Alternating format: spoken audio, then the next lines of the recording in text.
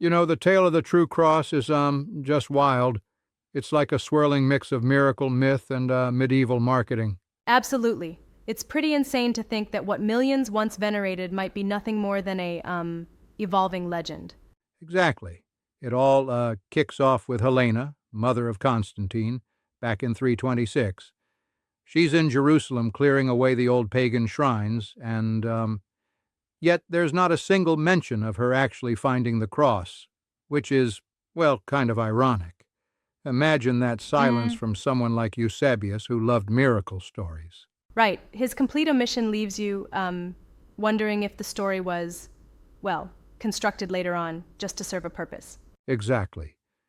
And then, almost 80 years later, Rufinus of Aquileia comes into the picture, saying that Helena discovered three crosses buried under a temple, one of which, after a miracle test, turned out to be the true cross, Yeah, especially that's mind considering the blowing. healing that occurred.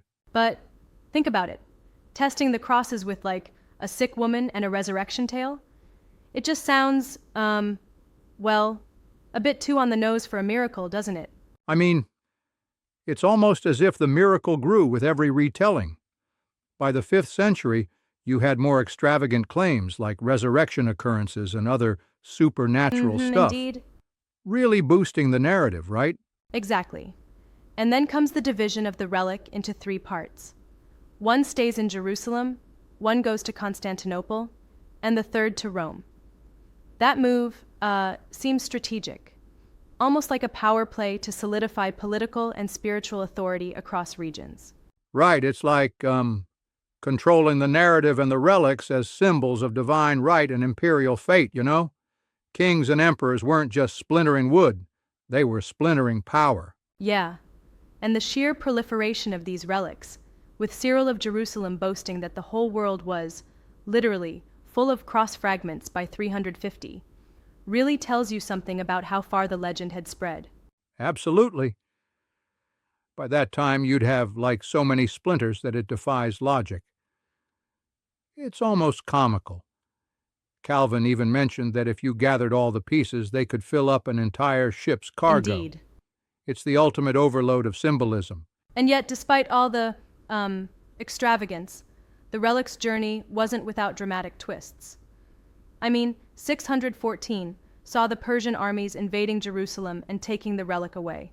A true catastrophe for the faithful. Exactly. And then in 628, Emperor Heraclius retrieves it. Legend even has it that he um, carried it barefoot into Jerusalem, showing his humility before Christ. That's a dramatic, almost cinematic redemption arc, wouldn't you say? It's like a turning point in the Absolutely. saga. But what really gets me is the Crusaders in 1187. They carried the relic into battle at Hattin, expecting divine intervention. And yet, instead of victory, they suffered a crushing defeat. It's almost ironic, isn't it? Yeah, it's like putting your faith in a myth that literally doesn't hold up in battle. Saladin's capture of the relic really marked the end Right. of its prominence in Jerusalem, and from there, the relics get scattered all over Europe. Which is fascinating. Pieces end up in places like Paris at Sainte-Chapelle, where King Louis IX spent a small fortune to house them. It's almost as if the relic's value was, well, not just in its holiness, but in its ability to, generate wealth and legitimize power. Exactly. And you know what's crazy? Even though modern science, like radiocarbon dating, shows many of these relics are medieval creations, the belief in their sanctity Yeah, remains it's undeniable, the incredible human turning power wood of into belief. enduring symbols. It does raise a question. If even forgeries can hold so much sway over history, then isn't that a testament to, how powerful symbols and stories really are? Absolutely. It proves that the narrative can be mightier than the material object itself. Whether you call it miracle, myth, or marketing genius, the true cross shaped empires, inspired wars, and built churches that still inspire awe today. And it, continues to fascinate modern audiences too. I mean, even now, fragments are housed in places like Rome and Paris, drawing in millions of pilgrims and tourists alike. Yep, it's like every shard carries a story, A story of power, faith, and human ambition. Exactly. A piece of a myth that, for all its imperfections, still resonates with people. But here's where I kind of get a bit, skeptical. If science debunks the timeline of these relics, why do you think the belief endures?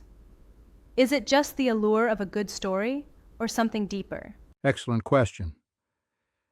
I think it's, partly because the relics aren't just relics. They're embodiments of a narrative that legitimizes power and unifies faith. Even if the wood isn't ancient, the story that is makes sense. Timeless. It's less about the material and more about the myth. True. And the evolution of the story, from a near-silent account in Eusebius to the miracle tales of Rufinus and beyond, shows how legends can be, intentionally amplified to serve changing political and religious needs. Exactly. It's like a medieval meme that just kept getting remixed over the centuries. Each retelling not only added a miracle, but also underlined the authority of whoever wielded the narrative, emperors, kings, you name it. Yeah. A powerful marketing campaign in every sense. And it's pretty clever, if you ask me, using a tangible object to, consolidate both spiritual and temporal power. But don't you think that also challenges our modern interpretation of faith? Absolutely. It kind of forces us to, question the origins of our symbols of belief. Was it divine intervention, or was it a carefully crafted, strategic move by religious leaders to control the masses, and really That's a it fair blurs point. the lines between faith and history. Right. And while it's tempting to see through the myth entirely, there's also beauty in knowing that belief itself can be transformative, regardless of the physical evidence. For sure. Even if every shard were a forgery, the true cross, as a symbol, catalyzed events that shaped empires and ignited passions. It's a reminder of how, our stories and symbols drive history. Sometimes the narrative is more exactly. powerful than the truth itself. And that's kind of a double-edged sword, isn't it? I mean, it inspires devotion, but at the same time, it's been used to justify wars and conquer lands. Yeah, it's fascinating yet a bit tragic. The allure of an object can become a tool of both unity and division, a paradox of True human that. nature.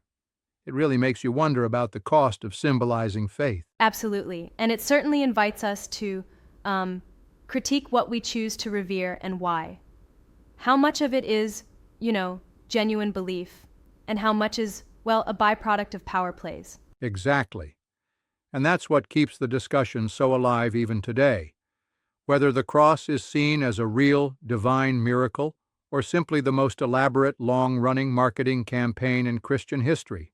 Yep. It's a timeless debate. And the fact that so many relics are still around, displayed in Rome, Paris, and throughout Europe, shows that despite modern skepticism, the legend still holds undeniable sway.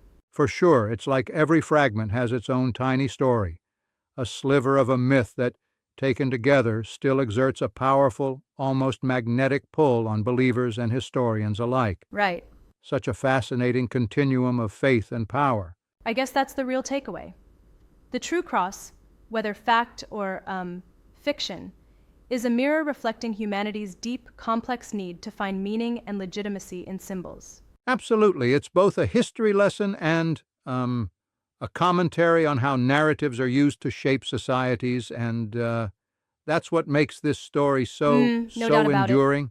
It's an endless source of discussion. And hey, it really makes you ponder.